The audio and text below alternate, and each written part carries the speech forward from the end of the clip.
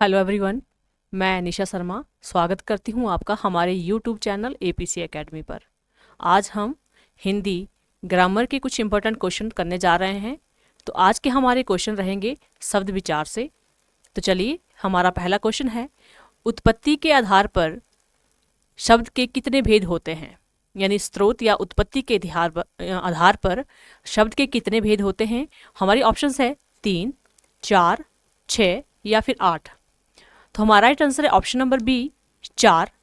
कौन कौन से होते हैं? तत्सम शब्द, तद्भव शब्द, देशज शब्द और विदेशज शब्द। नेक्स्ट क्वेश्चन है, आगे बढ़ने से पहले आपको बता दें कि हमारी एकेडमी में HP टैट और HP पुलिस के नए बैच शुरू होने जा रहे हैं 1 अगस्त से। तो इंटरेस्टेड कैंडिडेट नीचे दिए गए नंबर पर कॉल कर सकते हैं। चलिए नेक्स्ट क्वेश्चन पर। संस्कृत के ऐसे शब्द जिसे हम ज्यों का त्यों प्रयोग में लाते हैं कहलाते हैं। यानी संस्कृत के ऐसे शब्द जिनको ज्यों का त्यों प्रयोग में किया जाता है उन्हें क्या कहा जाता है? ऑप्शंस है तद्भव शब्द, विदेशज शब्द, तत्सम शब्द या फिर देशज शब्द। तो राइट आंसर है ऑप्शन नंबर सी, तत्सम शब्द। नेक्स्ट क्वेश्चन है, रचना के आधार पर शब्द कितने प्रकार के होते हैं? रचना के आधार पर शब्द कितने प्रकार के होते हैं? हमारी ऑप्शन है 2, 3, 5 या फिर 4। तो राइट आंसर है ऑप्शन नंबर बी, 3। कौन कौन से होते हैं? रूढ़ शब्द, यौगिक शब्द और योग रूढ़ शब्द। रूढ़ शब्द क्या होते हैं?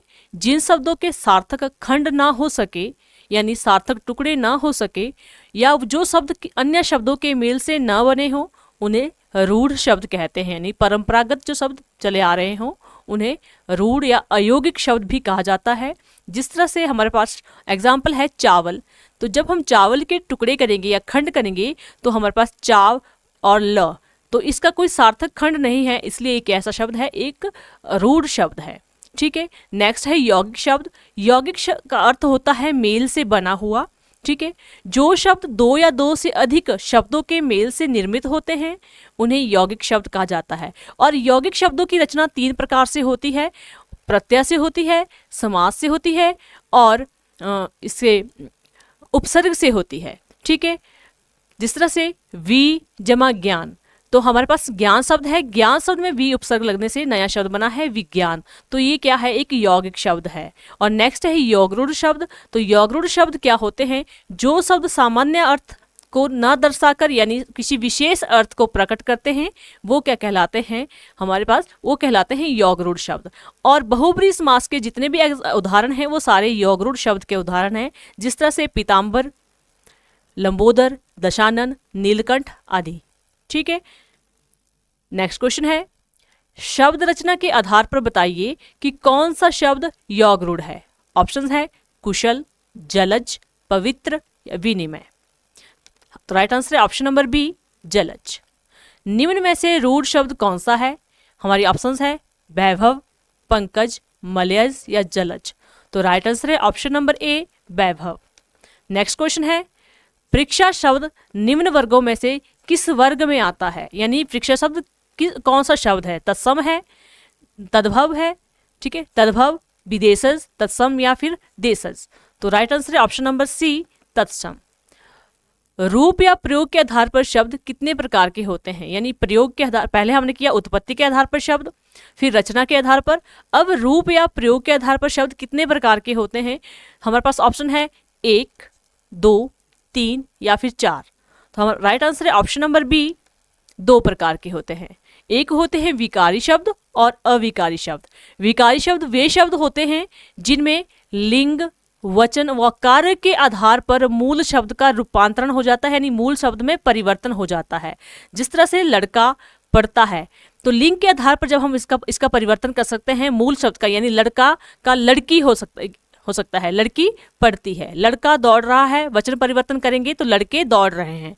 तो ये शब्द है विकारी शब्द।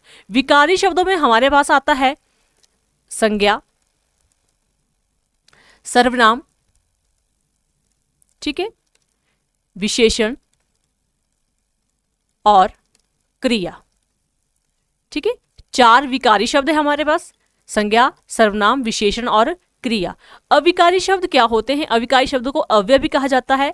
जिन शब्दों का प्रयोग मूल रूप में होता है, यानी जिनमें कोई परिवर्तन नहीं होता, लिंग वचन के आधार पर कोई परिवर्तन उनमें नहीं होता है, जिस तरह से आज, कल, अब, कब, परसों, यहाँ, वहां, ये क्या है? अविकारी शब्द है। और अविकारी शब्द भी 4 तरह के होते हैं, जिसमें आते हैं क्रिया विशेषण, ठीक है, क्रिया विशेषण,